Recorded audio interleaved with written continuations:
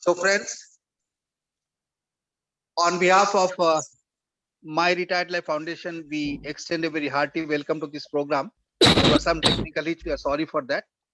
और आज के जो प्रोग्राम है वो काफी इंटरेस्टिंग होने वाली हैं because we are going to talk on a or listen to a very new topic which is logotherapy. I don't want to preempt that particular topic. It's a very important topic for all of us, particularly from the taker's angle as well as from a giver's angle. And to talk on this particular topic, we have with us our close colleague Amruta Lovekar. All of us know about Amruta. Amruta is a geriatric counselor. She is engaged in the counseling the senior citizens on a very regular basis. And she's also the project manager of the Graceful Living, which is a joint venture of the Just Look Hospital and Tulsi Trust.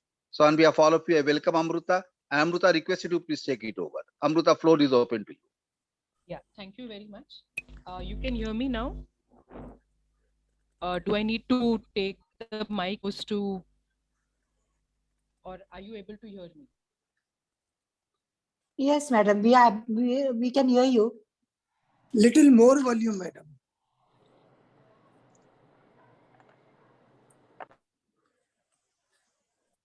Tonight Okay. So, sir, I would like to share my presentation. So, you will have to make me the co-host.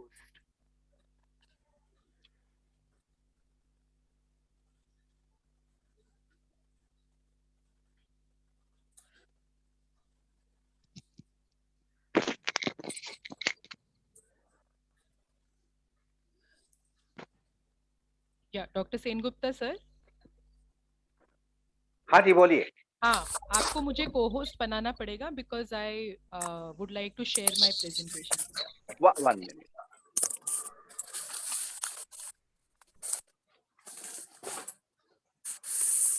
So till the time he does that, thank you very much, Dr. Sengupta, sir, for giving me this opportunity to talk in front of this MRL audience.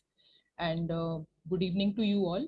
और आज का जो topic है तो जैसे sir ने कहा थोड़ा सा अलग है एंड इसमें से बहुत सीखने जैसा है and I hope that you like it and you are able to get something out of it.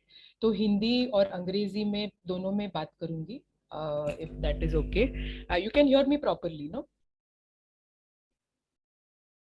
Yes, madam. Yes, we can hear you. We can hear. Yeah. Okay. And you can speak in both the language. Yes. Fine.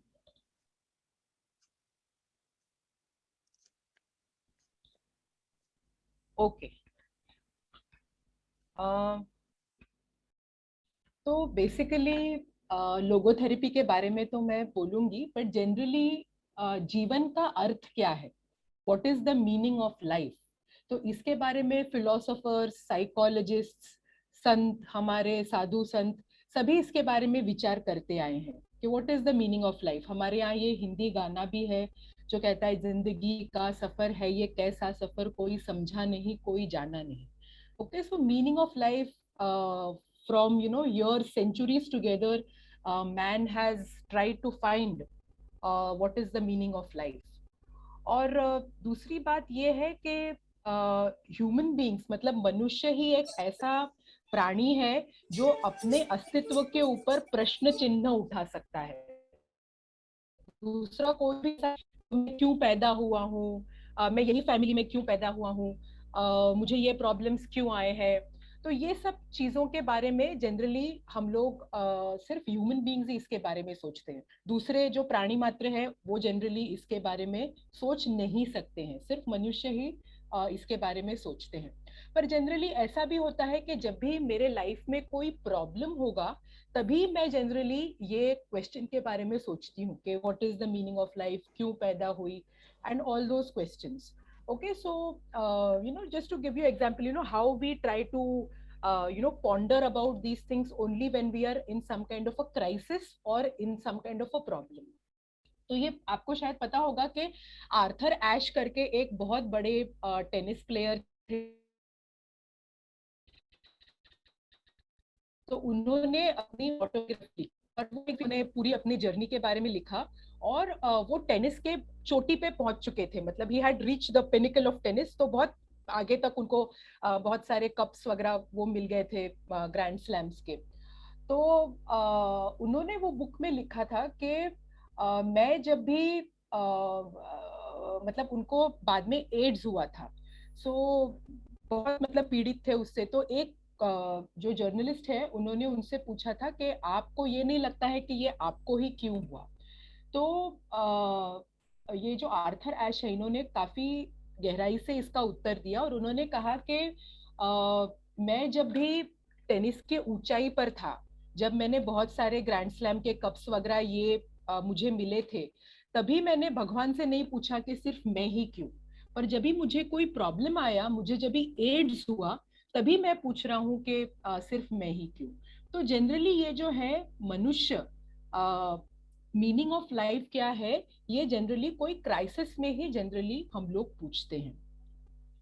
Gerontology यानी जो वार्धक्य शास्त्र हम लोग कहते हैं, या फिर वृद्धों का सर्व समावेशक ऐसा अभ्यास जो है, तो उसमें या फिर मेडिकल अभी ये अच्छी तरीके से एस्टेब्लिश हो गया है कि ये जो मीनिंग इन लाइफ है, मेरे जीवन का अर्थ क्या है, मैं क्यों पैदा हुई हूँ, तो इसका जो मीनिंग ऑफ लाइफ ये जो है, तो ये सिर्फ सैद्धांतिक या फिर कोई थ्योरेटिकल चीज नहीं है।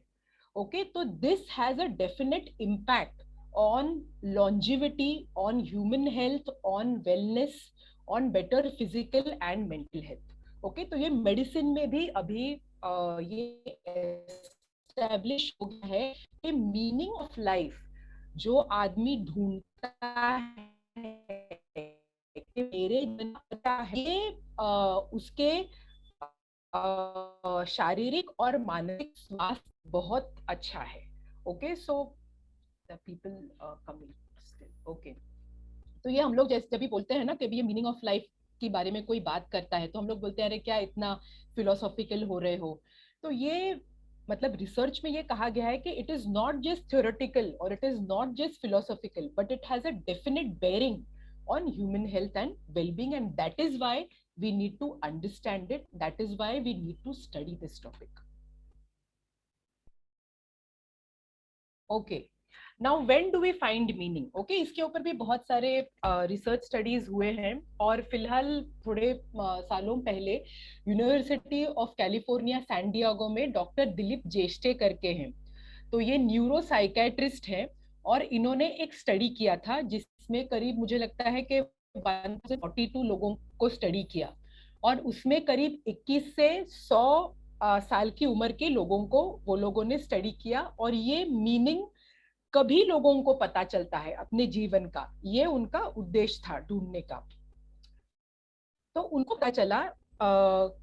पता चला कि 60 साल की उम्र में, एट द एज ऑफ 60, अर्थ का अस्तित्व एक मनुष्य के जीवन में होता है। There is a highest presence of meaning, तभी अस्तित्व होता है, और उसके बाद मनुष्य उसके बारे में ज्यादा सोच विचार करता है। देयर इज द प्रेजेंस, सिर्फ प्रेजेंस ऑफ मीनिंग रहता है कि जीवन का मेरे अर्थ क्या है, मुझे क्या करना है, इसके बारे में अस्तित्व अर्थ का उसके जीवन में होता है। दूसरा ये है, उन्होंने देखा कि साल के बाद इसका अस्तित्व होता है, और 20-21 साल की उम्र में उन्होंने देखा कि ये अर्थ की खोज में शुरू होती है। ओके, तो ये खोज करना आदमी शुरू करता है 20-21 साल में, और जैसे जैसे हमारी उम्र बढ़ती है, जैसे जैसे उम्र बढ़ती है, तो हमारा जो जीवन में जो अस्तित्व है अर्थ का, वो बढ़ता है, और उसकी खोज जो है वो कम होती है। और उनका ये भी कहना है कि मीनिंग इन लाइफ, ओके, जिंदगी का क्या अर्थ है, जो वो 20 साल में जो मीनिंग होता है वो पूरे तरीके से अलग होता है जो 60 साल में होता है। 20-21 साल में समझो हमको करियर करना है, पार्टनर, लाइफ पार्टनर किसी को चूज करना है, जॉब कौन सा ये करना है, इसके बारे में जनरली ज्यादा सोच विचार होता है। और जनरली 60 साल में पूरे तरीके से मीनिंग बदलता है कि मुझे लाइफ में क्या करना है, मुझे क्या अच्छा लगता है, रिलेशनशिप्स मेरे कैसे हैं लोगों के साथ। तो मीनिंग इन टोटली चेंज किया है। वापस एक छोटा सा उदाहरण इसमें देती हूँ कि मीनिंग इन लाइफ कैसे चेंज होती है। तो एक मैं वर्कशॉप में गई थी, तो वहां पे मैंने देखा कि काफी सारे लोग बैठे हुए थे और उसमें एक डॉक्टर भी थे। तो वो डॉक्टर जो है खुद की पहचान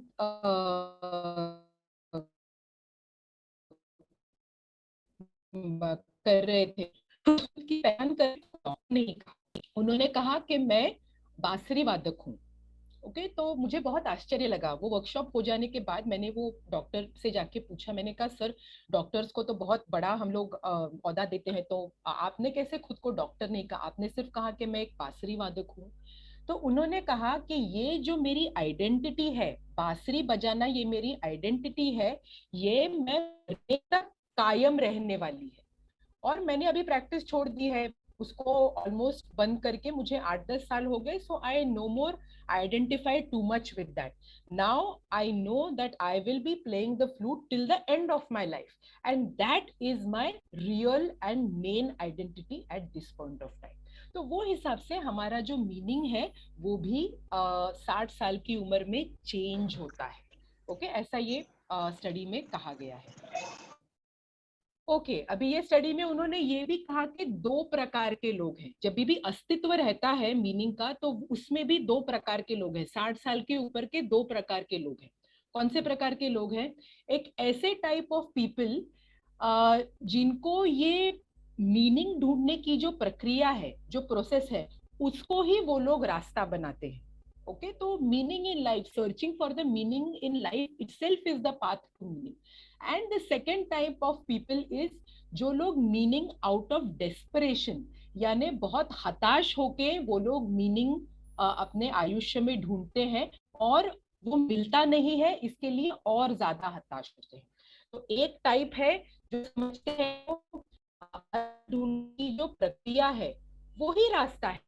ओके, वो ही सच रास्ता है। दूसरे लोग जो है, मेरे जीवन का अर्थ क्या है, क्यों ये सब मुझे ये आ गया है, तो वो सब चीजें खुद को पूछने में दंग रह जाते हैं और उसका उत्तर नहीं मिला तो इतने हताश हो जाते हैं कि दे गेट टोटली डिप्रेस्ड और फ्रस्ट्रेटेड। तो ऐसे दो प्रकार के लोग हैं। और हमारे साथ ऐसा ना हो, हम लोग डेस्परेट ना हो, हमको हमारे जीवन का अर्थ खोजने की जो हमारी कोशिश है उसमें मदद करने के लिए लोगोथेरेपी जो है, it is an excellent therapy, and that is why we need to study that. Okay, तो ये विक्टर फ्रैंकल के बारे में किसी ने सुना है? Has anyone heard of it?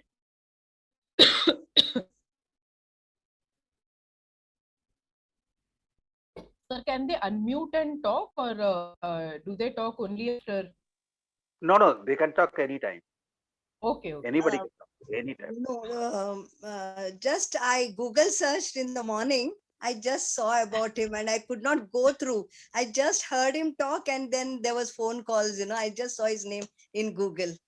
Okay. So, Yes. आपने Thank जो खोजने की कोशिश की, so thank you very much for that. So, Yeah. Viktor Frankl actually wrote this book called Man's Search for Meaning, okay, which was considered to be a bestseller. Okay, and अभी भी 20th century की सबसे one of the most influential books of the 20th century उसको कहा जाता है Man's Search for Meaning, और बहुत सारी भाषाओं में इसका अनुवाद हो चुका है। तो ये विक्टर फ्रैंकल जो है वो ऑस्ट्रियन न्यूरोलॉजिस्ट और साइकेट्रिस्ट थे। 1905 में इनका जन्म हुआ था। So he was a neurologist and a psychiatrist. Okay, और 20 साल की में ही इन्होंने खुद साल की उम्र तक वो साइकेट्रिस्ट हो चुके थे और उन्होंने यूथ बहुत डायरेक्शनलेस हो जाते हैं, तो इसके लिए यूथ को गाइड करने की जरूरत है। तो इसके लिए उन्होंने बहुत सारे youth counselling centres at the age of 25 की उम्र में उन्होंने बहुत सारे यूथ काउंसलिंग सेंटर्स की शुरुआत करनी पड़ी क्योंकि ये नाजी लोगों ने, जर्मनी ने ऑस्ट्रिया के ऊपर कब्जा कर लिया. Okay, so that is why he was a जू. ओके, तो हमको मालूम है कि कैसे जू को कॉन्सेंट्रेशन कैंप बंद करवा दिया गया, इनकी क्लिनिक डिस्ट्रॉय की गई. और जर्मन लोगों का ऐसा मानना था कि जू लोगों को बच्चे नहीं पैदा होने चाहिए, तो इसके लिए उनको अपने बच्चे का अबॉर्शन करना पड़ा. He married his wife who was a nurse, her name Tilly. So उनको अपना बच्चा अबॉर्ट करना पड़ा. Why? Because he was a Jew and Jews were not allowed to have children. Okay, तो 1940 में he got a visa to escape Vienna. Okay, तो ये सब चल ही रहा था, अनेक्सेशन हो गया था ऑस्ट्रिया का, और उनको वीसा मिल गया था वियन्ना छोड़ने का, पर उन्होंने वो नहीं छोड़ा. उसका खास एक कारण था, और वो कारण ये था कि वो अपने माता पिता की देखभाल करना चाहते थे. And because he was very close to his parents, he did not want to leave Vienna. Okay, so he did not accept that visa. Okay, तो इनको ये भी इनके ऊपर जबरदस्ती हुई, बिकॉज ही वॉज अ जू, इनके ऊपर ये भी जबरदस्ती हुई कि इनको इजराइल करके इनका नाम, बीच वाला जो नाम है, मिडिल नेम हम लोग जिसको कहते हैं, तो इसको जबरदस्ती हुई इनके ऊपर कि आप इजराइल अपना नाम बीच का लगाओ. ओके, तो बहुत सारे इनके ऊपर अत्याचार हुए मतलब जर्मन्स के द्वारा. और 1942 में इनकी फैमिली को अरेस्ट किया गया. Second time his wife was pregnant, तो वो प्रेग्नेंट वाइफ को, उनको खुद को, यानी विक्टर फ्रैंकल को, उनके पेरेंट्स को और उनके भाई को अरेस्ट किया गया. नाजी लोगों ने उनको अरेस्ट किया. कॉन्सेंट्रेशन कैंप में जाने के बाद भी वो नाम कर रहे थे, और जो लोग मतलब इतने हताश हो गए थे, डिप्रेस्ड हो गए थे, उनके साथ भी वो ट्रीटमेंट कर रहे थे. तो अभी कॉन्सेंट्रेशन के इसके बारे में तो शायद आपने सुना होगा, बट ये इनकी जो परिस्थिति है वो मैं आपको शॉर्ट में बता रही हूँ कि इनकी माँ जो है वो बीमार हो गई थी, और वो कॉन्सेंट्रेशन कैंप में जाने के बाद ही उनका मृत्यु हो गया. ओके, और ये जो फादर है, उनकी जो प्रेग्नेंट वाइफ है, और उनको खुद को कोई ना कोई काम दिया जाता था. Either you were sent to a gas chamber to die, या फिर आपको ट्रैक्स बनाने का या फिर दूसरा कोई काम मतलब दिया करते थे ये जो जर्मन लोग हैं, वो जर्मन सिपाही. तो इनको ट्रैक्स बांधने का काम दिया. और आपको मालूम है कि वियन्ना में, ऑस्ट्रिया में ठंडी कितनी होती है. ओके, सो मतलब 0 से कम टेम्परेचर में ये लोगों को वो ट्रैक्स बनाते थे, ट्रैक्स बनाना था. तो इतने ठंडी में उनको काम करना पड़ता था. उनके मतलब सब कुछ बिलोंगिंग्स तो ले ही चुके थे. ओके, सो सब बिलोंगिंग्स ले चुके थे, और इतना उनको टॉर्चर किया गया कि उनके बॉडी का हेयर भी पूरा रिमूव किया गया था. एक सिर्फ मतलब मुझे उनको लगता है ब्रेड या थोड़ा सा सूप देते थे, और उनको सिर्फ वो ठंडी होने के कारण शूज पहनने देते थे, और ये शूज भी पूरे फट गए थे. और वो अगर शूज उनको नए चाहिए होते थे तो फिर उनको एक अपना ब्रेड का जो टुकड़ा है वो एक्सचेंज करना पड़ता था. करीब 9 लोग 2 जनों के मतलब एक ही ब्लैंकेट 9 लोग शेयर करते थे. तो इतनी मतलब क्या बोलते हैं, टॉर्चर था, सफरिंग था, और मतलब बेवजह मारना. ओके, तो ये एक सिपाही ने ये विक्टर फ्रैंकल को, उनको मालूम था कि ये डॉक्टर है, तो वो जर्मन सिपाहियों को लगा कि ये डॉक्टर जो है उनके पास बहुत पैसा होगा, और ये जीव तो थे ही, तो बहुत पैसा होगा, इसके लिए मार मार मार मार इतना मारा कि he was actually reduced to a skeleton. तो इतना मारा. और वो जब भी मार रहे थे तभी ही उनकी बीवी, उनके उनके बीवी ने देखा कि उनको मार रहे हैं, और बीवी उनके पास आके उनको मलम लगा रही थी. Pregnant wife try to apply some ointment और वो उनको खींच खींच कर लेके गए, because she was not allowed to do that and she was in a different concentration camp. Okay, तो इतना मतलब दर्दनाक ऐसा उनकी परिस्थिति थी वो कॉन्सेंट्रेशन कैंप में। उनके फादर जो है वो इतने बीमार हो चुके थे, उनको निमोनिया हो गया था, और वो माल न्यूट्रिशन से और भूख के वजह से और इतनी अपार मेहनत के वजह से वो पूरे तरीके से बीमार हो गए थे, बेडरिडन हो गए थे। और विक्टर फ्रैंकल ने उनका जो सफरिंग है उसको बंद करने के लिए उन्होंने उनको मॉर्फिन दिया। और ये करने के बाद विक्टर फ्रैंकल को बहुत आनंद हुआ कि मैंने अपने I have removed the suffering from my father's life. Okay, तो ऐसी परिस्थिति थी। अंदर कॉन्सेंट्रेशन कैंप में जाने से पहले ही इन्होंने एक मैन्युस्क्रिप्ट लिखी थी, हस्तलिखित उन्होंने लिखा था, और यही हस्तलिखित उनसे छीन लिया गया था, जर्मन सिपाहियों ने उनसे ये छीना था। और उन्होंने क्या किया था कि अलग अलग मतलब लोगों से चिट्ठियां ली थी, और वो चिट्ठियों के ऊपर वो ये लिखते थे, मतलब उनके नोट्स जो है वो चिट्ठियों के ऊपर लिखते थे। Okay, so because he was forced to give his manuscript, he was forced to मतलब उन्होंने छीन लिया था, इसके लिए वो चिट्ठियों के ऊपर, पर्चियों के ऊपर वो लिखते थे। ओके, और ये 4 सालों में, इन 4 years उन्होंने करीब 3 कॉन्सेंट्रेशन अलग अलग कैंप्स में वो गए, और वो एक से एक मतलब कॉन्सेंट्रेशन कैंप्स में मतलब टॉर्चर का एक्सटेंट जो था वो ज्यादा था। तो 1945 में उनको वो कॉन्सेंट्रेशन कैंप से वो निकल गए, और तभी तक उनको मालूम नहीं था कि उनकी फैमिली जो है तो वो मर चुकी है। ओके, तो उनको वो मालूम नहीं था। 1945 में जब ही वो बाहर आए कॉन्सेंट्रेशन कैंप से, वो लिबरेट हो गए, तभी उनको पता चला कि मेरी फैमिली जो है वो अभी नष्ट हो गई है, मर गई है। और तभी वो बहुत दुखी हो गए, बहुत हताश हो गए, और उनको लगा कि फिर मैं क्यों जिंदा रहा। हाँ, तो ये प्रश्न उनको मतलब तकलीफ दे रहा था, और उन्होंने कहा कि सिर्फ मैं ही क्यों जिंदा रहा। और तभी ही जब ही वो इसके बारे में सोच रहे थे, at that time he felt that he had a responsibility.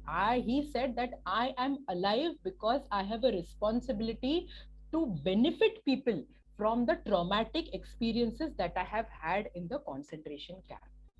Okay, तो उनको लगा कि ये मेरा दूसरा जीवन है, भगवान ने मुझे जीवन दिया है ताकि ये जो मेरी एक्सपीरियंसेस है, और ये लोगोथेरेपी के बारे में उन्होंने पहले से ही लिखना शुरू किया था, और उनको लगा कि ये लोगोथेरेपी जो है इसके बारे में लोगों तक ये मैसेज पहुंचे, इसके लिए भगवान ने मुझे जिंदा रखा है।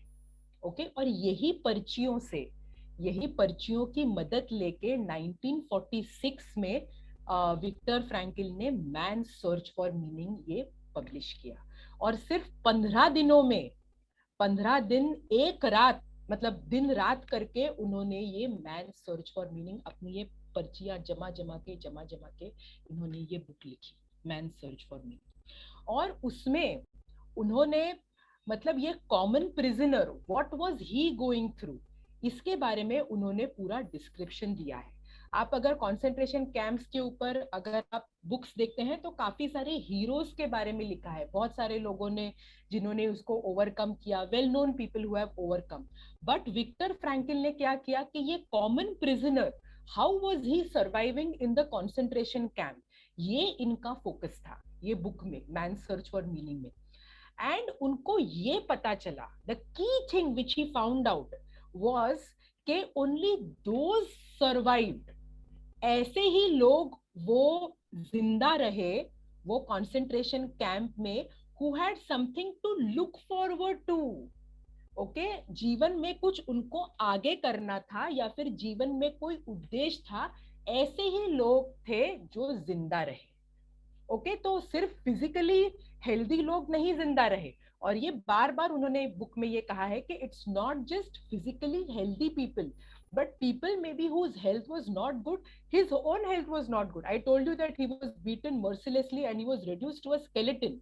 Okay, but what did he have in his life? He was looking forward to meeting his wife. He did not know that his wife had already died, so he wanted to meet his wife. He wanted to go and meet her, and he felt that because I have this logotherapy and because I want to spread the message, I want to benefit other people, I am alive. And that is why he examined other prisoners also in the concentration camp, and he came to this conclusion that only those who survived, who had something to look forward to or who had some meaning in life. Concentration camp में जाने के बाद एक उन्होंने चीज तय की. Okay, वो कंसंट्रेशन कैंप्स में एक बार्ब्ड वायर करके रहती थी. बार्ब्ड वायर एक थी जिसको आप अगर हाथ अगर आप लगाते हो तो फिर आप मर जाते हो. It was like a electronic wire and it was totally very painful, और आप हाथ लगाते तो पीपल कुड कमिट सुसाइड.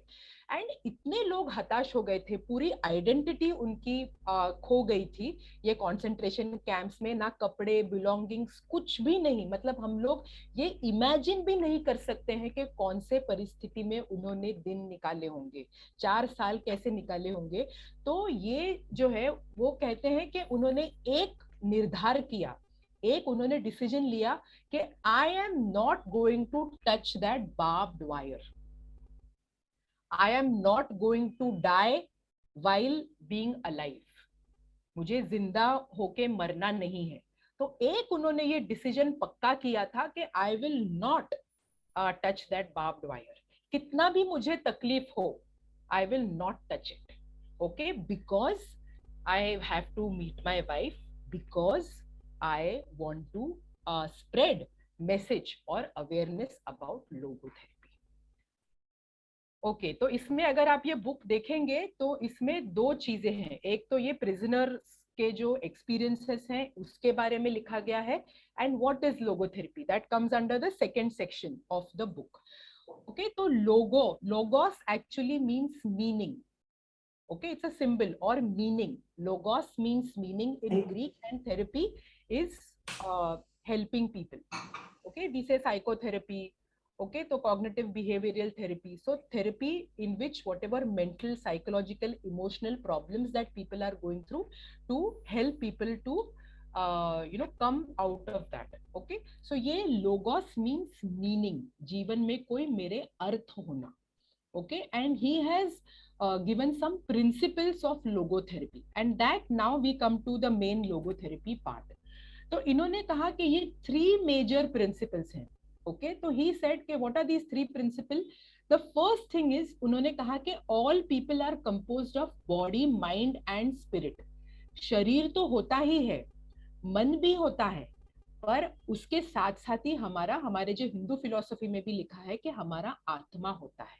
और उन्होंने कहा, विक्टर फ्रैंकल ने ये कहा है कि सिर्फ शरीर के और मन के स्तर पर जो जी रहे हैं तो वो पूरे इंसानों की तरह नहीं जी रहे हैं. हमारा atma is the essence of our being. Okay, so atma is very important, our spirit is very important. और सिर्फ यहाँ तक वो रुके नहीं है, सिर्फ स्पिरिट बोल के वो रुके नहीं है. स्पिरिट को इन्होंने डिस्क्राइब भी किया है, जो आगे के स्लाइड में हम लोग देखेंगे. तो एक तो उन्होंने कहा आत्मा है, बॉडी है और हमारा मन है. ये तीनों people are composed of these 3 things. The second thing, उन्होंने कहा कि कितनी भी हमारी लाइफ सिचुएशन भयानक हो, कितने भी प्रॉब्लम्स हो, every life situation has meaning. उसका कोई अर्थ है. जैसे मैंने आपको कहा कि आर्थर एश ने जैसे अपने अर्थ निकाला कि मुझे इसमें, और उन्होंने बहुत सारा एड्स के लिए भी काम किया और अपने बहुत सारे लोगों को जिनको एड्स हुआ था उनको भी उन्होंने मदद की. ओके, तो ये जो है उन्होंने कहा कि every life situation has some meaning, और वो ढूंढने की हमें कोई अर्थ जो है भयानक परिस्थिति का जो हमारे जीवन में होती है उसका कोई ना कोई अर्थ होता है. ओके, तो ये मुझे लगता है आपने सुधा चंद्रन के बारे में भी सुना होगा, वेल नोन एक्टर. उन्होंने मुझे लगता है ये नाचे मयूरी पिक्चर में भी काम किया था, which had one national award. तो उन्होंने सुधा चंद्रन ने ये कहा था कि मुझे लगता है 19 उन्होंने कहा कि I did not want to live at all when I lost my leg, but उन्होंने कहा कि I wanted to live for my parents, I wanted to make my parents proud, because मैंने देखा कि my parents totally crashed, but I did not want them to feel totally hopeless. तो इसके लिए मैं अपने पेरेंट्स के लिए मैंने सोचा कि नहीं, मुझे अभी नाचना भी है और मुझे अपना करियर करना है. तो इसके लिए she found meaning, what ever dreadful, what ever बोलते हैं, मतलब जो बहुत कठिन परिस्थिति थी उसमें उन्होंने अर्थ ढूंढ के निकाला. ओके, तीसरी चीज जो विक्टर फ्रैंकल ने कही वो है कि people are driven to discover meaning. मतलब हम हमारे जीवन में अर्थ खोजने के लिए प्रेरित होते हैं. We are driven, we have to discover the meaning in life, and we are also driven to live a purposeful life. उद्देश्यपूर्ण के लिए आदमी जो है वो मतलब प्रेरित होता है. Okay, so these are the three basic principles of logotherapy according to Frankl. चौथा उन्होंने कहा कि प्रिंसिपल्स ऑफ लोगोथेरेपी, उन्होंने कहा कि वी हैव द फ्रीडम, कोई भी परिस्थिति में मैं अपना मेरा जो रिस्पॉन्स है वो मैं चूज कर सकती हूँ. I can choose whatever response I want to attribute to a particular situation. Okay, तो उन्होंने कहा कि हमारा एक particular situation में attitude कैसा होना चाहिए, that is something that we ourselves can choose. Okay, उन्होंने इसके बारे में भी एक एग्जाम्पल दिया है कि वो जो कंसंट्रेशन कैंप में जा रहे थे तभी 2 लाइन्स की थी. ओके, तो एक इसमें बहुत मतलब बहुत ऐसे कमजोर लोगों को ये कर रहे थे, मतलब लाइन में ये कर रहे थे, और दूसरे लाइन में ऐसे लोग जिनको काम करना था. तो वो टाइम पे मतलब his health was totally bad. तो वो उन्होंने सोचा कि पता नहीं कौन से लाइन में डालेंगे. अगर वो मरने के लाइन में डाला तो फिर गैस चेंबर में जाके तो मरना ही है. ओके, पर उन्होंने वही टाइम पे डिसाइड किया कि I am not going to let this situation totally make me helpless. Okay, तो उन्होंने कहा कि I am going to look, I will try and look as healthy as possible. और उन्होंने कुछ भी नहीं किया, एकदम शांत इसमें वो लाइन में खड़े रहे. और फिर वो जब भी जर्मन सिपाही ने उनको देखा तो उन्होंने उनको वो काम के लाइन में ढकेल दिया. ओके, तो ये जो है उनका कहना है कि कोई भी सिचुएशन हो, दर्दनाक हो, भयानक हो, पेनफुल हो, टॉर्चरस हो, सफरिंग वाली हो, कोई सिचुएशन में we can accept it, we can face it, we can choose our response and with purpose. कोई भी सिचुएशन में हम लोग ये एक्सेप्ट करके उसको फेस कर सकते हैं. पर जनरली में क्या होता है, ओल्ड एज में हम लोग क्या ये करते हैं, हम लोग क्या नहीं कर सकते हैं इसके ऊपर ही हमारा ज्यादा ध्यान होता है. ये नहीं मैं कर सकती, वो नहीं कर सकती, ये मैं नहीं सीख सकती, वो नहीं सीख सकती, उम्र भी बढ़ गई है. तो कौन से भी इसमें करना पॉसिबल है. और इसमें वापस एक छोटा सा आपको उदाहरण देती हूँ कि ये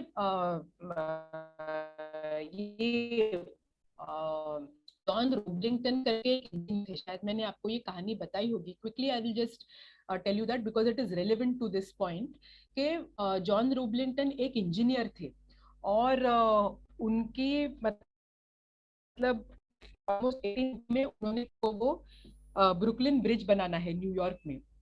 तो वो टाइम पे bridges were not very common. So when he told that to everyone, when he made an announcement that he wanted to build the Brooklyn Bridge, सभी लोगों ने उनको क्रिटिसाइज किया, बोला कि तुम बहुत बेवकूफी की बात कर रहे हो, ये पॉसिबल नहीं है. तो उन्होंने क्या किया, अपने बेटे को लिया. उनके बेटे का नाम था वॉशिंगटन रोबलिंगटन और ये सच्ची कहानी है. ओके तो वॉशिंगटन रोबलिंगटन को लिया और 2-3 इंजीनियर्स को उन्होंने साथ में लिया and he started work on that Brooklyn bridge. थोड़े ही महीनों बाद वो ब्रुकलिन ब्रिज के कंस्ट्रक्शन साइट पे एक बहुत बड़ा एक्सीडेंट हुआ और उसमें ये जो जॉन रोबलिंगटन है वो मतलब ही पास्ड अवे। तो सबको लगा कि अभी ये ब्रिज बनना तो नामुमकिन है। तो वो एक्सीडेंट में ये जो वॉशिंगटन रोबलिंगटन उनके बेटे हैं तो वो एक बिस्तर पे लेटे हुए थे, मतलब ही वाज सो बैडली मतलब उनको ये पूरे तरीके से वो इंजर्ड हो गए थे and he was totally paralysed right from head to toe. Okay तो everyone thought that this paralysed father has passed away, तो ये ब्रुकलिन ब्रिज कुछ बनने वाला नहीं है। तो थोड़े दिन ये भी हताश हो गए थे वॉशिंगटन रोबलिंगटन। पर एक दिन मतलब उन्होंने वो हॉस्पिटल बेड का पर्दा खोला, उनको वो बर्ड्स के चर्पिंग का आवाज आया और उन्होंने ये किया कि मुझे अपने फादर का जो सपना है वो पूरा करना है। और उन्होंने he could not even talk, he could not do anything because he was totally paralyzed. He saw in that situation, in that paralyzed situation, he saw what he could do and he could only move one finger. और उन्होंने अपने wife के साथ एक communication pattern उन्होंने workout किया and he gave her instructions regarding how to go ahead with that bridge. Okay तो वो इंजीनियर्स को उन्होंने वापस बुलाया वाइफ ने और वो उन्होंने कॉन्स्टेंटली टीम मीटिंग्स करने के बाद उन्होंने तय किया कि आगे कैसे बढ़ना है और 13 वर्षों में इन 1783 the Brooklyn bridge was built.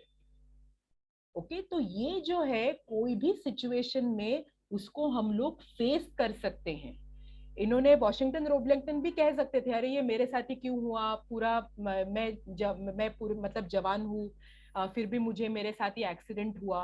तो ये जो है इसके सिचुएशन को एक्सेप्ट करके उन्होंने फेस करके ही chose that response that I want to go ahead with it and lived with that purpose. Okay so it is possible. And if Victor Frankl ने अगर कॉन्सेंट्रेशन कैंप में अगर ये पॉसिबल करके दिखाया है तो शायद हमारी जो सिचुएशन है वो इतनी खराब शायद नहीं है। ओके दूसरा उन्होंने प्रिंसिपल्स ऑफ लोगोथेरेपी कहा है कि each person is unique, okay and so is their meaning and sense of meaning and purpose. हर एक आदमी का जो जीवन का अर्थ है, उद्देश्य है, वो अलग है और वो उसी को ढूंढना पड़ता है और उसके लिए हमको मेहनत करनी पड़ेगी। और एक इंपॉर्टेंट चीज उन्होंने कहा कि meaning can be found in day to day life. हम लोग ये जो कभी कभी हम लोग सोच विचार करते हैं कि भाई मेरे लाइफ का मीनिंग क्या है, इतने साल मैंने गुजारे हैं, मैंने कुछ कंट्रीब्यूट किया है क्या, मैंने क्या गलतियां की है, मैंने किसी के लिए कुछ अच्छा किया है क्या। तो ये सब चीजें हैं वो तो कभी कभी हम लोग सोचते हैं, but he is saying that meaning can be found in day to day life. Okay और एक एग्जांपल मैं आपको देती हूँ कि एक खार सीनियर सिटीजन एसोसिएशन में कर्नल नीला पंडित करके थे, अभी नहीं रहे वो। तो वो कर्नल नीला पंडित इसमें थे, आर्मी में वगैरह थे, फिर उसके बाद वो रिटायर हो गए थे और अकेले रहते थे and she used to oversee all the functioning of the Khar senior citizen association. मेरी उनके साथ मतलब काफी बातचीत होती थी एंड एक बार मैं उनके घर पे गई थी और जब भी मैं घर पे गई तो बातचीत करते हुए उन्होंने कुछ किया था, उन्होंने घर में खाने के लिए किया था, तो फिर उन्होंने मुझे वो दिया तो I liked it very much. Then उन्होंने कहा कि ये मैंने नई डिश की है। सो एक डिश दे दी, फिर उसके बाद दूसरी भी नई डिश दे दी, फिर तीसरी भी नई डिश दे दी। मैंने कहा आप इतना सारा कैसा बना लेते हैं? तो उन्होंने कहा कि अभी तो मैं रिटायर हो चुकी हूँ, अभी मैं ये एसोसिएशन का काम संभालती हूँ, उसके साथ साथ उन्होंने कहा कि मैं 6 महीने में कोई भी डिश में रिपीट नहीं करती।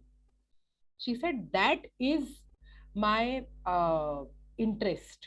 ओके और वो इतने सारे अलग अलग रेसिपीज बनाते थे और वो अकेले रहने के बावजूद वो ये कोई भी रेसिपी रिपीट नहीं करते थे। कोई भी शायद दूसरा आदमी उनके जगह पे होता तो बोलता रहे एक ही आदमी के लिए करना है, क्यों इतना करने की जरूरत है। But she felt that that is something that gives her satisfaction.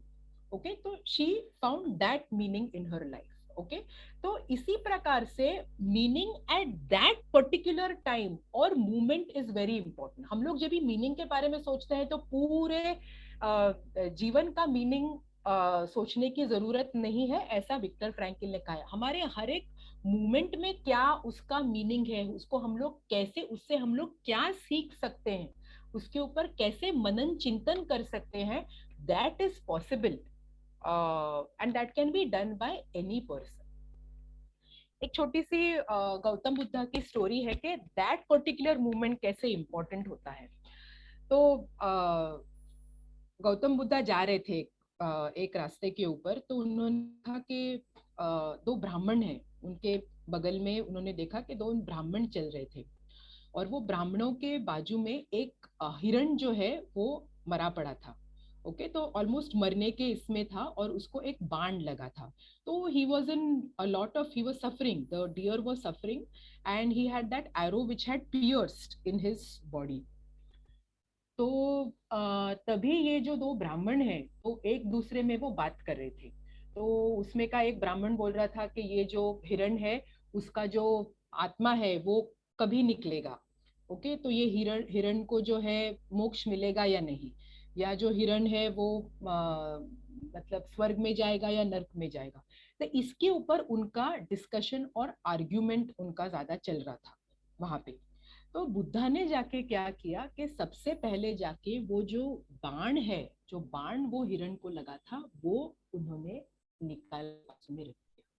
और उन्होंने कहा, वो ब्राह्मणों को जाके उन्होंने कहा कि ये टाइम पे क्या जरूरी है, मोक्ष मिलने वाला है कि नहीं, ये जरूरी है कि उसका जो दुख है, उसकी जो पीड़ा है, उसको दूर करना जरूरी है. Okay so meaning at that particular moment is very important.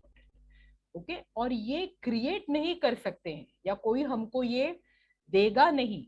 It needs to B, इसकी खोज जो है वो हमको खुद को करनी है. It needs to be discovered by us और हमको वो मेहनत लेनी पड़ेगी, हमको वो मनन चिंतन करना पड़ेगा.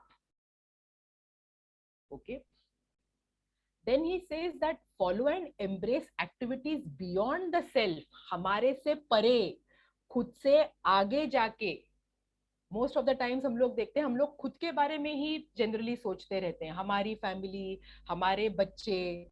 ओके इससे आगे जाके बियॉन्ड द सेल्फ जब भी हम लोग कुछ ना कुछ हमारा ध्येय या फिर हमारा पर्पस हम लोग निर्धारित करते हैं तो हमारे जीवन को एक अच्छा उद्देश्य प्राप्त होता है.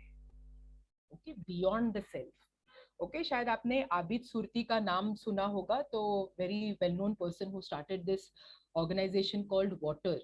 तो मीरा रोड भाईंदर में ये 75 साल से ऊपर होंगे और ये जो रेसिडेंशियल सोसाइटीज होते हैं मीरा रोड भाईंदर में और वहाँ के जो म्युनिसिपल स्कूल्स हैं, अभी तो फिलहाल स्कूल्स बंद हैं, बट वो ये रेसिडेंशियल सोसाइटीज में जाके और ये म्युनिसिपल स्कूल्स में जाके जो लीकिंग टैप्स है, जो नल जो है वो गलते हैं, तो वो उनको प्लम्बर को साथ में लेके वो रिपेयर करना, इनका काम अभी भी वो करते हैं. And he started this organisation called water because he said that water is a very very important resource और इसको हमें बचाना है. Okay तो he said that this is the purpose that I have in life. So every day he goes with the plumber और जहाँ पे भी लीकिंग टैप्स उनको पता चलता है कि हैं, वो वहां पे जाके उसको रिपेयर करते हैं और वो जो लीकेज हो रहा है उसको वो बंद करते हैं. Okay so embracing activities beyond the self, that is extremely important. और जैसे विक्टर फ्रैंकल ने कहा कि logotherapy, he wanted to create awareness about logotherapy. अभी ये सिर्फ उन्होंने सिर्फ आत्मा करके उसको एकदम ऐसे मतलब क्या बोलते हैं एब्स्ट्रैक्ट, इसको इसमें नहीं रखा उन्होंने थियरी. उन्होंने कहा कि हमारे स्पिरिट तक पहुंचने के लिए हमारे पास बहुत सारे विशाल संसाधन हैं, vast resources. How do we reach the spirit? How do we understand the spirit, the human spirit? And which are the resources which are available to us? The first thing he said was the ability to learn from our mistakes. जो भी मैंने गलतियां की है, that will help me in learning from my own mistakes and adapting to the new circumstances. Okay, so learning from my mistakes is very important. Okay, तो और एक छोटी सी कहानी है about this, it's called the story of the half blanket. Okay, तो उसमें ये जो एक फार्मर होता है, तो उसका बेटा छोटा होता है, तो ये बेटा बड़ा हो जाने के बाद उसकी शादी होती है और वो सब लोग साथ में रहते हैं. ओके, सो ये वृद्ध पिता होता है, वो बेटा होता है, उसकी बीवी और उनका एक छोटा बच्चा हो जाता है, 6-7 साल का वो बच्चा होता है. सो 4 लोग वो फैमिली में रहते हैं. थोड़े दिन के बाद क्या होता है कि ये बच्चा होने के बाद परिस्थिति ठीक रहती है, पर 5 साल के बाद ये जो बुजुर्ग पिता है और ये जो लड़का है, उनमें बहुत मतलब अनबन शुरू हो जाती है, and there is a lot of conflict between them. So this son says के now I will not stay with my father longer, तो मैं इनको पुअर हाउस में जाके भर्ती करूंगा. तो it's a old Irish folk tale. तो वो टाइम पे पुअर हाउसेस होते थे, आयरलैंड में पुअर हाउसेस होते थे, तो लोगों को जिनका कोई नहीं है, ऐसे लोगों को पुअर हाउसेस में रखते थे. So he said that I am going to admit my father to the poor house. So the wife tries to reason with him and says कि भाई बहुत मदद करते हैं अपने बच्चे को संभालने के लिए, तो थोड़ा सा समय तो दे दो, इतनी घाई करने की क्या जरूरत है. सो ही सेज कि भाई 6 महीने में रुकूंगा, 6 महीने में अगर समझो परिस्थिति मतलब सुधरी नहीं, तो फिर मैं उनको पुअर हाउस में डाल दूंगा. 6 महीने के बाद परिस्थिति और भी गंभीर हो जाती है और वो कहता है कि भाई मुझे अभी अपने पिता को वो पुअर हाउस में रखना है. तो वो टाइम पे पुअर हाउसेस में जाते वक्त एक ब्लैंकेट देते थे, तो वो ब्लैंकेट काफी बड़ा था. ओके, तो उसने कहा कि भाई मैं अपने पिताजी पे उसको गुस्सा था, तो उसने कहा कि मैं पूरा ब्लैंकेट क्यों दूं, मैं सिर्फ आधा ही ब्लैंकेट दूंगा. तो वो वाइफ वापस उसको बोलती है कि भाई एक ही ब्लैंकेट तो दे रहे हैं, बाकी सब फैसिलिटीज उधर है, एटलीस्ट ये ब्लैंकेट तो पूरा दो. तो इससे no no I am going to give just half the blanket. तो तभी उनका ये छोटा बच्चा जो होता है 5-6 साल का, तो ये बोलता है अपने फादर को कि भाई father, you give only half the blanket and you keep the half blanket with me. So he says, what are you going to do with that half blanket? So he says that when I admit you, when you grow older, when I admit you to the poor house, I will send this half blanket with you. Okay, so the son realizes his mistake and he reflects on his own behavior. So that is what we are referring to, ability to learn from our own mistakes by reflecting on our behavior. That is how we will be able to adapt to new circumstances. Secondly, our sense of humor. Okay, putting our feelings into perspective. Sense of humor, वो अगर आप book पढ़ेंगे man search for meaning, उसमें उन्होंने कहा है कि अपने कंपेनियंस के साथ विक्टर फ्रैंकल बैठते थे and every day compulsorily they used to share one amusing story with each other. Okay, पर अभी amusing stories कितने होंगे? There was a limit to that.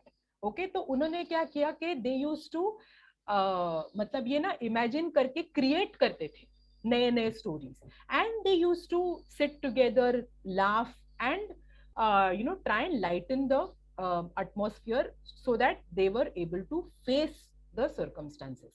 तो उन्होंने कहा कि ये सेंस ऑफ ह्यूमर जो है दैट इज एक्सट्रीमली इम्पोर्टेंट. तीसरा है हमारा कॉन्शियंस, जिसको हम लोग हमारा विवेक बोलते हैं. तो उन्होंने कहा कि giving us the ability to take a stand for things. What did Viktor Frankl decide? That I am not going to touch that barbed wire. Whatever happens, I am not going to die like this in the concentration camp like others have died.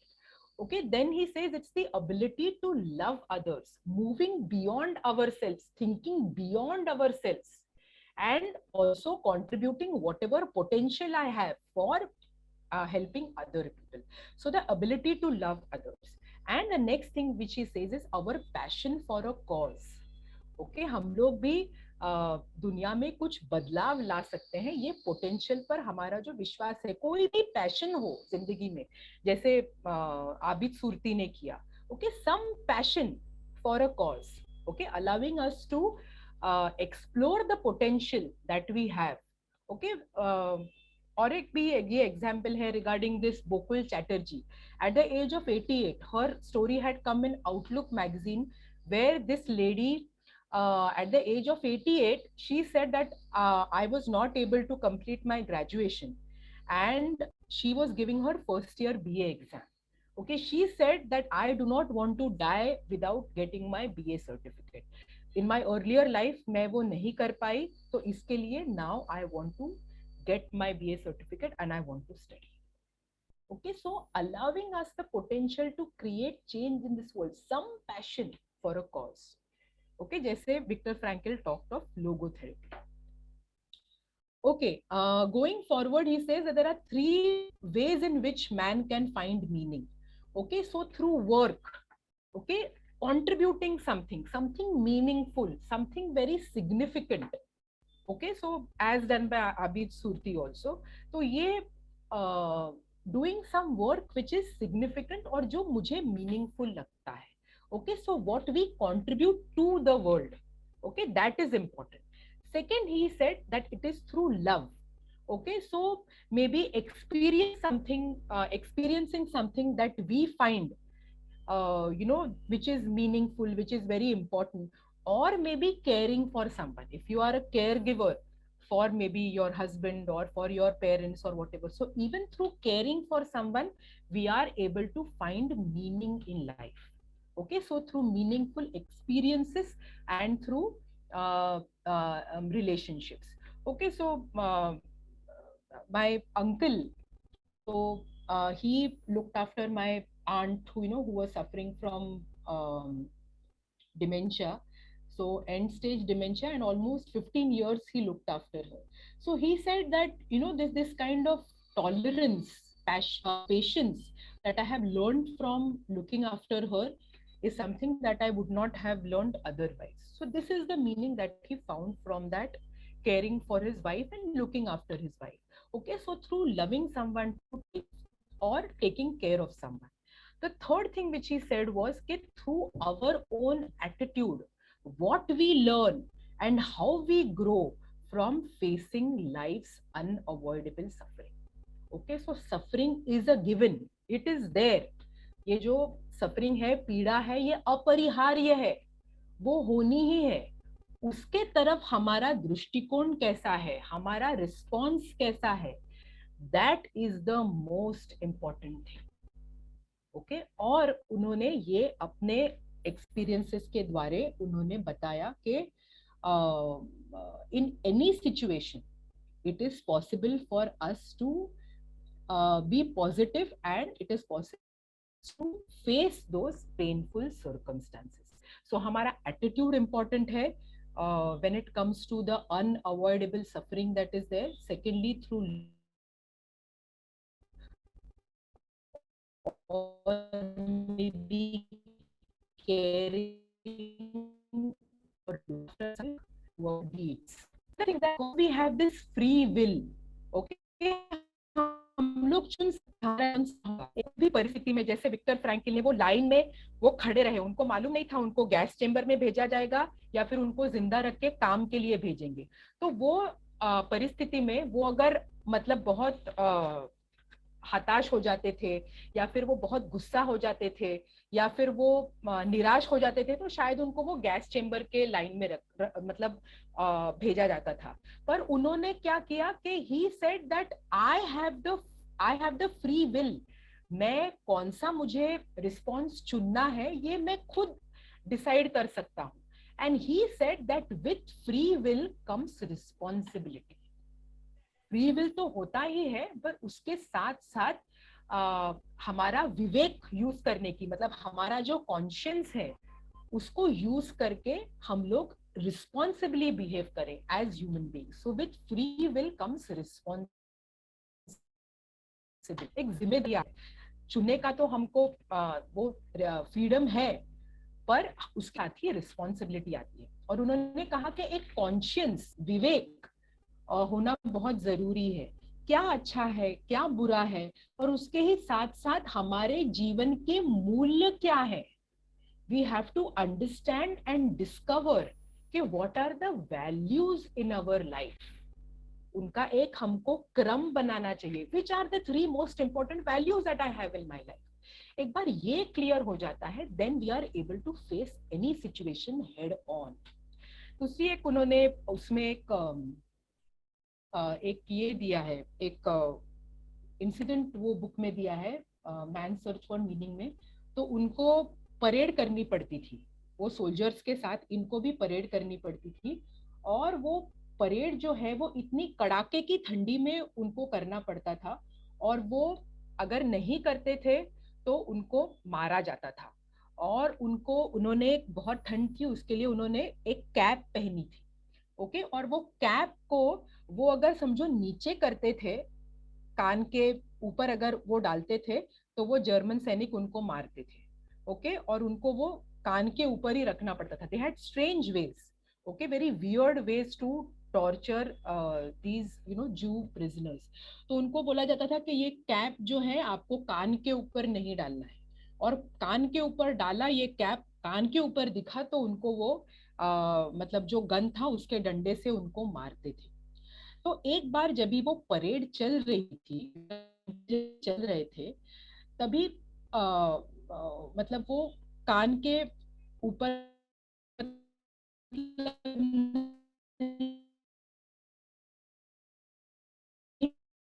नहीं लेना था उनको, क्योंकि उनको मार मार, मार पड़ने वाली थी। उनके और काश हम लोग हमारी ये सब मतलब कंसंट्रेशन कैंप से अगर लोग निकले तो काश हमारी बीवियों को मिल सके। तो ऐसे ही सिर्फ उन्होंने एक सेंटेंस बोला, और वो सेंटेंस को मतलब वो उन्होंने उसके बारे में वो इमेजिन करने लगे कि मैं अपने बीवी के साथ मिला हूँ, मैं अपने बीवी के साथ बातचीत कर रहा हूँ, I am having a good time with my wife. तो ये जो है वो कहते हैं कि हमारे जो आध्यात्मिक रिचेस है, आध्यात्मिक यानी हमारी जो इनर लाइफ है, दैट उसको हम लोगों को रिच करना है।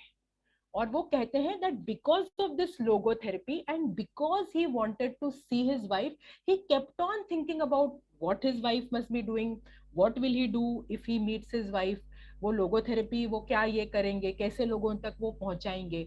तो ये जो है कॉन्स्टेंटली ही सेड कि ये जो power of spirituality, thinking beyond your own self, कि हाउ यू बेनिफिट अदर्स। तो उन्होंने कहा कि that gave me the strength to withstand that situation. और वो जो विचारों में इतने मग्न हो गए कि ये जो कड़ाके की ठंडी थी, वो मारने की मतलब कोई जो सिपाही मारेगा ये जो डर था वो निकल गया। और वो यही इसमें मतलब पूरे एकदम एब्जॉर्ब हो गए, ये सोचने में पूरे तरीके से ये ऑक्यूपाइड हो गए। मैंने आपको कहा कि उनको बिल्कुल खाना नहीं दिया जाता था, एक मतलब छोटा सा ब्रेड का टुकड़ा और थोड़ा सा मतलब सूप, वो भी पानी वाला सूप उनको दिया जाता था। तो बहुत सारे दूसरे जो प्रिजनर्स हैं वो क्या इमेजिन करते थे कि मतलब अलग अलग जो डिशेस है वो इमेजिन करते थे जो उनको अच्छे लगते थे, और वो सोच सोच के वो इतने हताश और वो इतने कमजोर हो जाते थे कि they were almost willing to give up their lives because they were so desperate and so much in despair. तो इन्होंने क्या करते थे कि he once again decided that I am not going to give in, I am not going to think about those lovely dishes that other prisoners are thinking about. उन्होंने कहा कि I am going to think about a hall.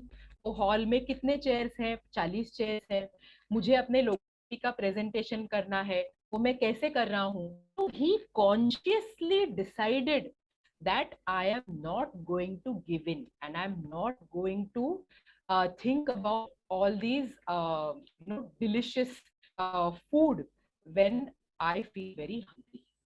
Okay तो ये उन्होंने कहा कि हमारे values क्या है, कॉन्शियस क्या है, और we have the choice, and he says that choice is extremely important. हम लोग उसको पॉजिटिवली रिस्पॉन्ड करें, negatively respond, that he had, okay. And he that मतलब, और ये लोगोथेरेपी के लिए इम्पोर्टेंट है क्योंकि ये उनके पर्सनल एक्सपीरियंसेस से उभर के आई है। बहुत सारे दूसरे साइकोलॉजिस्ट आप देखेंगे, फिलोसोफर्स को देखेंगे कि आइदर एक्सपेरिमेंट्स करके या फिर रिफ्लेक्ट करके वो फिलोसफीज या फिर वो एक्सपेरिमेंट्स उन्होंने किए हैं। ये तो उनका कॉन्सेंट्रेशन कैंप ही उनका लैबोरेटरी था, अनवांटेड लायबिलिटी विक्टर फ्रैंकल के लिए।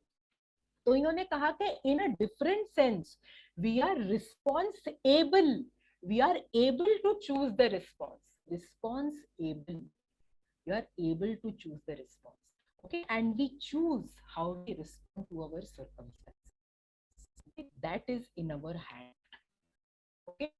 Then he said that expectations, हम लोगों को जनरली बहुत सारे एक्सपेक्टेशंस होते हैं, मुझे ये नहीं मिला, मुझे वो नहीं मिला, ये मेरी इच्छा जो है वो पूर्ण नहीं हुई है, बेटा बेटी मेरे लिए ये नहीं करती, बहुत सारी हमारी अपेक्षाएं हैं। तो उन्होंने कहा, उन्होंने विक्टर फ्रैंकल ने 3 कैदी मरने जा रहे थे and they were going to touch the barbed wire. So at that time, this is question that Viktor Frankl asked those 3 prisoners. What did he ask? He said, he told them that man should not ask what the meaning of life is, but rather he must recognize that it is he who is being asked. जिंदगी हमसे पूछी है, life is asking us, okay, कि तुमने क्या किया है, it is we who are being asked. Every time हम लोग कहते हैं हमको ये मिला, हमको मिला, ऐसा नहीं हुआ, वैसा नहीं हुआ। तो इससे मतलब आगे जाके विक्टर फ्रैंकल कहते हैं it is we, life is asking us rather than we asking life, life is asking us we have fulfilled our potential, whether जो हमारे जो इनर रिचेस है या फिर जो हमारे पास एक्सपीरियंस है, विजडम है, स्किल्स है, हम लोगों ने उसके साथ क्या किया है। Life is asking us that, so are we able to answer that question, okay. And this he has repeated again and again in his book by Nietzsche, who was a very very well known philosopher. And Nietzsche had said that he who has a why to live can bear almost anyhow, okay. मैं ये क्यों कर रहा हूँ, ये अगर मेरे पास वो रीजन अगर होगा तो कोई भी कठिन जो परिस्थिति है उसका मैं सामना कर सकती हूँ। If I have a why to live, then I can bear almost anyhow. How do you survive? If you have that why, you will be able to survive. और ये 3 जो कैदी थे, तो वो 3 कैदियों को इन्होंने ये प्रश्न पूछा, और उसके बाद ये कैदियों ने they reflected and they one had एक ये था, मतलब one had a printing business, एक अपने बच्चा जो था वो मतलब स्पेशली एबल्ड था। तो ये जब उन्होंने इसका सोच विचार किया, then they thought that some meaning to my life, there is something in the future that I want to look forward to in the future, and then they gave up their thought of committing suicide. ऐसे बहुत सारे लोगों को Victor Frankl ने मदद की, and he said that life is asking us, we need to respond to that. अभी इन्होंने काफी सारे टेक्निक लोगोथेरेपी में दिए हैं। तो फर्स्ट वन इज डिफ्लेक्शन, यानी उन्होंने कहा कि whenever a person is self absorbed, हमारे ही प्रॉब्लम्स में हम लोग जब भी मतलब बहुत एकदम मतलब एब्जॉर्ब हो जाते हैं, तो that time to shift the attention from ourselves to other people और to some other subject, okay. तो ये डिफ्लेक्शन, कॉन्स्टेंटली खुद का सोचना, इससे reflecting on something else and not myself, तो ये जनरली रिफ्लेक्शन की टेक्निक वो लोग यूज करते हैं। दूसरी है पैराडॉक्सिकल इंटेंशन, तो ये मतलब विरोधाभास हम लोग बोलते हैं, मतलब जिससे मुझे डर लगता है, विरोधाभासी, यानी जिससे मुझे डर लगता है वही सिचुएशन में खुद को रख, और क्या होता है देखना। अभी समझो अगर मुझे डर लगता है कि मैं कोई नए ग्रुप में जाऊं और लोग मेरा स्वीकार करेंगे या नहीं, रिजेक्शन का अगर मुझे समझो डर लगता है, तो वो ऐसे सिचुएशन में रखना जहां पे रिजेक्शन होने की संभावना है, पर मैं वो इसमें क्या करूं, कैसा मेरा रिस्पॉन्स है, मेरा डर कम हो रहा है या नहीं हो रहा है, तो खुद को वो डर के सिचुएशन में रखना ताकि I can understand what is happening to me. So that is paradoxical intention, विरोधाभास, खुद को वो डिफिकल्ट सिचुएशन में रखना। किसी को अगर पानी डर है तो एक्चुअली वो विद सम सुपरविजन वो पानी के अंदर के देखना कि एग्जैक्टली क्या हो रहा है। Okay, so that is called paradoxical intention. लोगों को मदद करने के लिए Victor Frankl said that these are the techniques which we can use to help people come out of their despair, depression. Okay, so these were the techniques which he actually used. So paradoxical intention. तीसरा जो है उन्होंने कहा कि Socratic dialogue. Socrates के बारे में शायद आप लोगों को मालूम होगा, very well known noted philosopher, और वो गहराई से कोई भी क्वेश्चन के बारे में सोचते थे। समझो अगर डायलॉग मतलब कोई भी विचार जो जिससे मुझे चिंता होती है, तो वो विचार को तोड़ के देखना। अभी बहुत बार कोई समझो व्यक्ति डिप्रेस्ड है तो उनको लगता है कि ये लाइफ पूरे तरीके से वर्थलेस है, या फिर ये भी कर सकते हैं कि मैं पूरी तरह से वर्थलेस हूँ।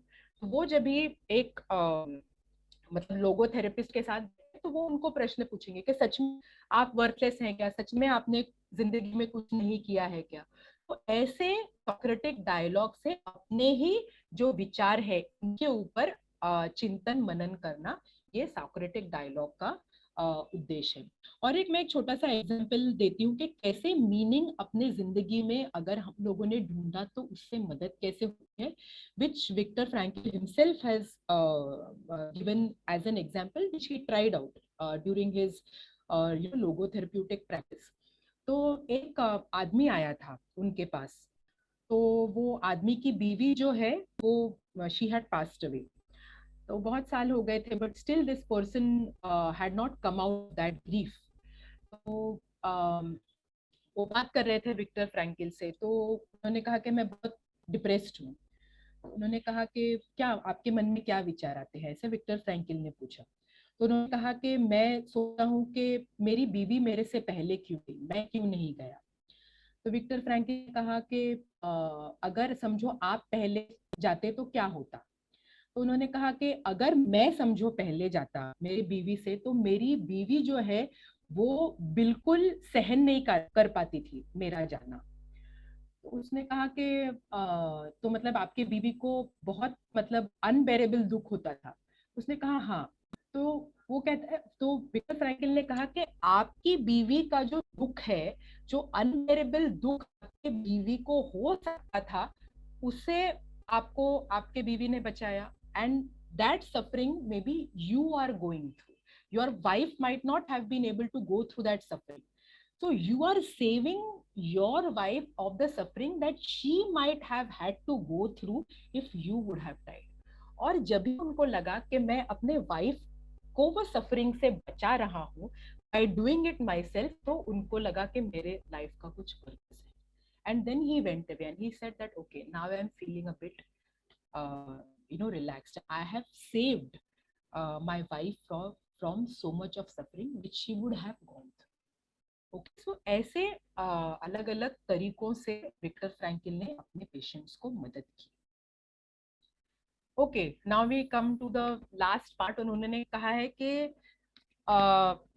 Tragic optimism, okay, very interesting concept. उन्होंने कहा कि ये कौन से भी सिचुएशंस में आशावाद, ओके, दुख में भी हम लोग आशावाद का उसको हम लोग प्रैक्टिस कर सकते हैं। ऑप्टिमिज्म को हम लोग कोई भी परिस्थिति में प्रैक्टिस कर सकते हैं। और उन्होंने कहा कि 3 sufferings are there mainly. Okay, so one is pain and suffering, पीड़ा है, दर्द है। Okay, so that is the first one. दूसरा है गिल्ट, कि मैंने ये नहीं किया, वो नहीं किया, रिग्रेट के ये कर सकता था, वो कर सकता था। तीसरा जो है वो डेथ, मतलब लाइफ चंचल है, जिसको हम लोग बोलते हैं क्षणभंगुर है। It is transient, constantly changing, it is uncertain, अनिश्चित है। ओके, सो पेन और सफरिंग ये भी है, गिल्ट भी है, और डेथ तो अपरिहार्य है। ओके, तो ये तीनों चीजों के साथ मुझे डील कैसे करना चाहिए। और उन्होंने कहा, विक्टर फ्रैंकल ने कहा कि how do you overcome pain and suffering.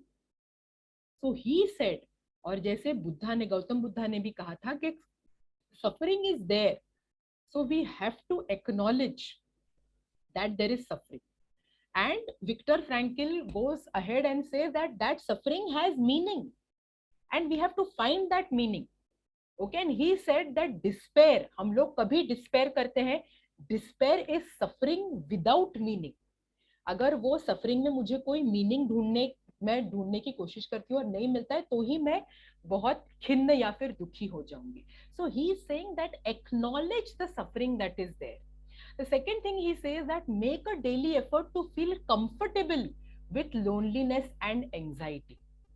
Okay, तो ये loneliness और anxiety मतलब कभी कभी सभी को होती है. तो if we try and do something about it, make ourselves feel comfortable with it, then we will be able to overcome a lot of things that we are suffering from. He said जो uncertainty है उसका हम लोग सम्मान कर सकते हैं. उनको तो मालूम ही नहीं था 3 साल वो मतलब वो कंसंट्रेशन कैंप्स में रहे, क्या उनका होने वाला है, उनको मारा जाने वाला है कि नहीं मारा जाने वाला है, जिंदा बचने वाले हैं कि नहीं बचने वाले हैं, इसका कोई उनको अंदाजा नहीं था. So even in that situation he is saying that honour our feelings of uncertainty. Okay, and then he says that ongoing practice of learning to accept what is there and connecting to our more deeper authentic parts of ourselves.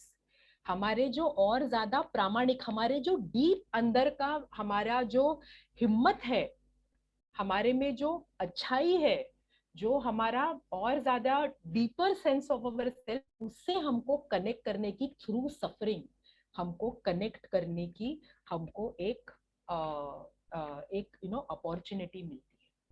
Okay, आपको शायद मालूम होगा doctor Abhay Bang करके एक बहुत बड़े social worker हैं और उन्होंने एक बुक मराठी में लिखी थी कॉल्ड माझा साक्षात्कारी हृदय रोग. तो उन्होंने कहा कि उनको हार्ट अटैक उनको आया था और ये हार्ट अटैक ही उनके लिए साक्षात्कार था. और उन्होंने कहा because of this heart attack I found the path in my life. Okay, तो उन्होंने निगेटिवली नहीं देखा. तो उन्होंने कहा कि I was able to connect to my more deeper and more authentic, my real parts of my own self, okay, which are more coherent, which are more vital and more resilient. जिसको हम लोग resilience मतलब स्थिति स्थापकत्व हम लोग बोलते हैं. मोर हमारे जो अंदर के, हमारा जो अंदर का हिम्मत है, करेज है, उससे कनेक्ट करने के लिए suffering gives us an opportunity. दूसरी चीज उन्होंने कही कि प्रोसेसिंग ट्रॉमेटिक इवेंट्स, उनको हमको जो भी हमारे जीवन में ट्रॉमेटिक दर्दनाक जो भी कोई हमारे इसमें जो परिस्थितियां हैं, उनके साथ हमको सोच विचार करके उसमें क्या मीनिंग हमको मिलता है, इसको हमें सोचना पड़ेगा. जैसे आर्थर एश ने सोचा, जैसे वॉशिंगटन ने सोचा, वॉशिंगटन रोबलिंगटन ने सोचा. तो इसके लिए we have to process these traumatic events by wrestling. मतलब कुश्ती हमको नहीं करनी है, बट उससे क्या अर्थ निकलता है, उससे क्या अच्छा मैं सीख सकती हूँ, ये अगर हम लोग सोचने की कोशिश करेंगे तो पेन और सफरिंग से हम लोग डील कर पाएंगे. Then he says actively searching for meaning from whatever we are confronting. Okay, flex one's gratitude muscles, यानी कृतज्ञता. Okay, कृतज्ञता यानी thankful, being thankful for whatever we have in our lives. Okay, तो ये there was this about gratitude jars के बारे में बीच में एक आर्टिकल आया था. and there was this son and mother, वो दोनों रहते थे, and every end of the month they used to prepare a jar. Okay, और उसमें वो लोग हमेशा उनके जो बचे हुए कॉइन्स वो डालते थे. और वो डालते थे मतलब खुद सेविंग के लिए नहीं, पर वो मतलब जो अनाथ बच्चे हैं उनको वो जाके वो दान करते थे at the end of the month. And they thought that we feel so much of gratitude that we have this, we can contribute something in this box. Okay, and we are able to give something to the poor orphaned children. Okay, so our gratitude muscles, flex one's gratitude muscles. एक guilt, तो उन्होंने कहा कि by taking responsibility for our actions. Responsibility एक बार हम लोग लेते हैं कि भाई गलती हो गई, ओके, पछतावा हो रहा है, गलती हो गई, और उसके साथ साथ ही अगर हम लोग ये डिसीजन लेते हैं that we want to improve ourselves, then we will be able to reduce that guilt that we have. तीसरा उन्होंने कहा है कि डेथ का कैसे सामना करें? By living our life as if it were the second time, knowing how we got it wrong the first time. तो विक्टर फ्रैंकल ने जैसे क्या किया कि उनको उनको लगा कि अभी मेरा दूसरा चांस है, I got the second life. Why? Because पहले मैंने इतना, उन्होंने लोगोथेरेपी के बारे में कुछ इतनी कोशिश नहीं की थी, बट उन्होंने कहा कि अभी मुझे जो दूसरा जीवन मिला है उसमें मुझे लोगोथेरेपी के बारे में, लोगों को मैं कैसे बेनिफिट कर सकता हूँ, इसके बारे में उन्होंने सोच विचार किया. So constantly reflecting on our lives, conscience, values, all these things have been given a lot of importance in. Okay, हाल ही में, अभी ये लोगोथेरेपी के बाद हाल ही में भी बहुत सारा रिसर्च मीनिंग के ऊपर हुआ है. And there is a well known psychologist called Martin Seligman who says that these new psychologist, जो साइकोलॉजी में रिसर्च हुआ है, वहां पे भी उन्होंने कहा है कि happiness is not the ultimate thing. हम लोग ये क्या करते हैं कि we want to be happy, everyone wants to be happy, but they are saying that happiness is not the ultimate thing. Finding meaning is what is ultimate. And he defines meaning, Martin Seligman defines meaning as using your signature strengths and virtues in the service of something much larger than you are, going beyond ourselves. That is extremely important. एक ये छोटा सा meaning of life questioner है, so maybe that I can give doctor Sengupta sir, and you can yourself you can attempt that. पर ये एक Esfahani Smith करके, there is one another psychologist, and she said, you know, she's written a book called The Power of Meaning, and she said that there are 4 pillars of meaning. Okay, 4 pillars of meaning. हाल ही में जो research हुआ है उसमें उन्होंने कहा है कि meaning is more important than happiness. A man should try and search for meaning in his और her life. And she says that the first thing is belonging. What are the 4 pillars? Belonging. And a belonging to some community, belongingness to your family, belonging to your organization, whatever it is. So that belongingness से हमको meaning प्राप्त हो सकता है. दूसरा जो है purpose. Okay, having some purpose, मुझे मेरे जॉब में अच्छा करना है, मतलब समझो मुझे कुछ बुक लिखनी है, whatever. So having that purpose in life. Okay, so that is another way of finding meaning in our life. The third thing she said is transcendence, going beyond one self. Okay, connecting to something bigger than oneself, some cause which is bigger than ourselves, like Abid Surti has done. Okay, और ये another, this is, you know, एक मनीषा मंदिर करके लखनऊ में, there is a lady, Dr. Sarojini Agarwal. So she started that Manisha Mandir. Why? Because she lost her daughter in a scooter accident. So this Dr. Agarwal was riding the scooter, and her 8-year-old daughter was sitting मतलब वो scooter में बैठे थे, and this girl passed away. She was killed in that accident, and this lady was totally इतने grief में थे, और she thought that I want to give up my life, there is nothing more in my life. But then she thought that मुझे मेरी मनीषा, उनके बेटी का नाम मनीषा था, मुझे मेरी मनीषा अगर नहीं मिली तो दूसरी जो मनीषाएं हैं, मुझे वो मनीषाओं को मदद करनी है. और उसके लिए उन्होंने मनीषा मंदिर डिस्टिट्यूट लड़कियों के लिए उन्होंने उसकी शुरुआत की. तो connecting to something that is bigger than themselves. Okay, and storytelling. Or now this is something which is very different. She says that our personal narrative and reflections, storytelling यानी personal narrative, मतलब मैं खुद को क्या बोलती हूँ.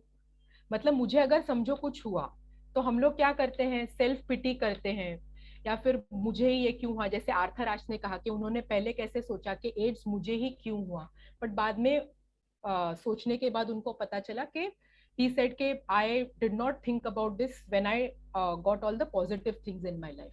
So the way I interpret the situation, if I constantly go on saying that ये problem मुझे ही क्यों हुआ है, the way I interpret it, that will determine how I am going to respond to that situation. And if my personal narrative is going to be negative, then I am definitely going to think in a negative way.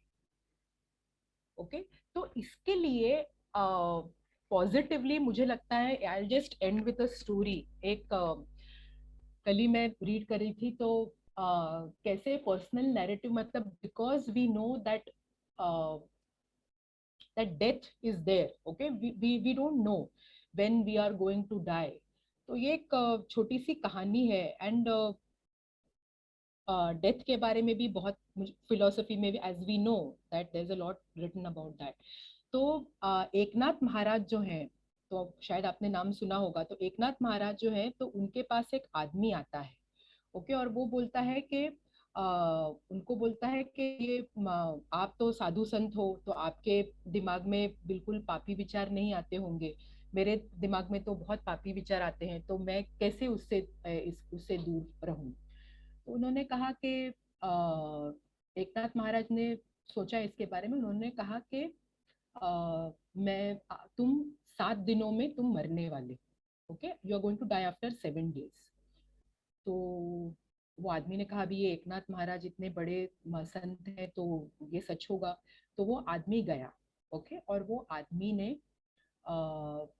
ने बहुत सारे, मतलब उसने जिसका भी कर्जा लिया था, तो वो चुकता कर दिया। जिससे उसको माफी मांगनी थी, उससे उसने माफी मांग ली। फैमिली के साथ जितना उसको चाहिए था वो टाइम पीरियड में उसने उतने टाइम बिताया। और उसके बाद 7 दिन के बाद वो मतलब रुका हुआ था, तो बैठा था मृत्यु की राह देखते हुए। तो तभी एकनाथ महाराज आए और पूछा उन्होंने कि तू ऐसे क्यों यहाँ पे मतलब बैठा हुआ है। तो उसने कहा कि मैं मृत्यु की राह देख रहा हूँ। तो उसने कहा कि मृत्यु की राह देख रहे हो, ओके, हेलो, हाँ, उसने कहा कि मृत्यु की राह देख रहे हो। तो उसने कहा कि आप तो पर एकनाथ महाराज ने मतलब उससे पूछा, वो आदमी से पूछा कि ये पापी विचार तो आप बोल रहे थे ये 7 दिनों में आपको आए। तो वो आदमी ने कहा कि ये पापी विचार तो मेरे को बिल्कुल नहीं आए, क्योंकि मैं पूरे टाइम मृत्यु के बारे में ही सोच रहा था। तो तभी एकनाथ महाराज ने वो आदमी को कहा कि हम लोग भी कॉन्स्टेंटली मृत्यु के बारे में सोचते हैं, और इसके लिए हम लोग ये पापी विचारों से हम लोग दूर रहते हैं, ओके। तो इसी तरह I think if we also think about कि हमारा जीवन कभी एंड होगा, ये हम लोगों को मालूम नहीं है, पर जो कुछ भी है, हमारे जितना भी हमारा जीवन है, उसमें हमारे जीवन का अर्थ क्या है, ये हम लोग अगर ढूंढने की कोशिश करते हैं, डे टू डे एक्टिविटीज में हम लोग डे टू डे कोशिश करते हैं, और हमारा जो पर्सनल नैरेटिव है ना, मैं खुद को क्या कहानी बताती हूँ, अगर मैं खुद को कॉन्स्टेंटली बोलती रहूंगी कि मुझे ऐसा क्यों हुआ, मुझे ऐसा क्यों हुआ, तो उसके लिए कोई उत्तर हमको नहीं मिलेगा। तो इसके लिए मैं कैसे सिचुएशन को इंटरप्रेट करती हूँ, ये भी बहुत इम्पोर्टेंट बात है। इस तरह से अगर हम लोग हमारी सोच रखते हैं, तो बहुत सारे हमारे जीवन में जो कठिन परिस्थितियां हैं, उससे हम लोग सामना कर सकते हैं। So thank you very much. I think I have exceeded my time, so thank you very much for listening to me. Thank you.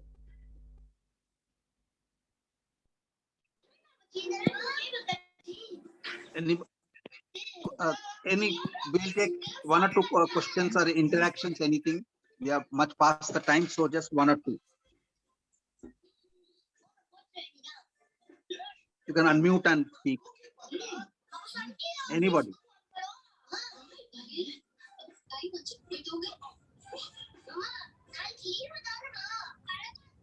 Ma'am, Hope, yeah, I hope this has been I'm R.K. Modi speaking.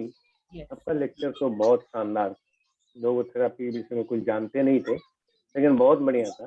लेकिन एक चीज मेरे मन में आता है कि positive attitude हो, आपका लोगोथेरापी हो, साइकियाट्रिस्ट का ट्रीटमेंट हो, ये डिफरेंट पीपुल पे डिफरेंट एक्शन क्यों होता है, क्यों इफेक्ट डालता है?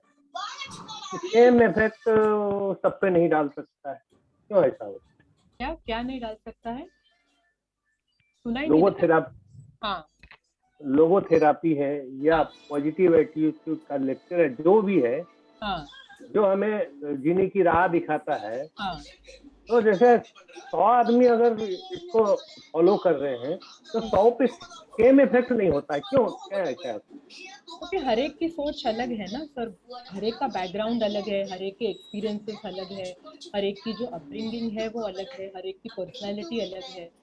तो ये उन्होंने यही स्टडी किया ना विक्टर फ्रैंकल में। और सर ये सिर्फ पॉजिटिव एटीट्यूड की बात नहीं है, ये हमारे जीवन में क्या मीनिंग है, क्या अर्थ हम लोग ढूंढने की कोशिश करते हैं, ये कहने की वो कोशिश कर रहे हैं। It's not just you know happiness या फिर पॉजिटिव एटीट्यूड, ये इतना मतलब उससे मतलब वहां तक वो सीमित नहीं है। तो क्या जीवन का अर्थ है, और हमारे सफरिंग में भी हम लोगों को मीनिंग ढूंढना, ये इम्पोर्टेंट है। ओके, अभी हाल ही में हम लोग एक वेबिनार हमारा हुआ था, तो one care giver, she was looking after her husband for 17 years with Parkinson's, and she said कि आई एम वेरी थैंकफुल कि ये पार्किंसंस इनको हुआ, क्योंकि हमारा जो रिलेशन है वो इतना अच्छा हो गया, and I could cultivate you know attributes of patience, compassion, और ये सब अदरवाइज सफरिंग के बिना ये पॉसिबल नहीं है। That's what she said, that suffering is also important in life. तो ये जो हम लोग भागते रहते हैं ना वो, और वो अगर समझो विक्टर फ्रैंकल कंसंट्रेशन कैंप में रह के अगर इतने गहराई से सोच के दूसरों लोगों के बारे में अगर सोच सकते थे, तो हम लोग शायद डेफिनेटली कर सकते हैं। Thank you madam, clear. Thank you. Anybody else would like to add a point? Madam मैं आनंद सक्सेना, सुंदरी आई। Yeah, please go ahead, Sundari. Madam, इतना सारा सुइसाइड होता है इस दुनिया में, ये लोगोथेरेपी से कुछ स्टॉप नहीं कर सकते?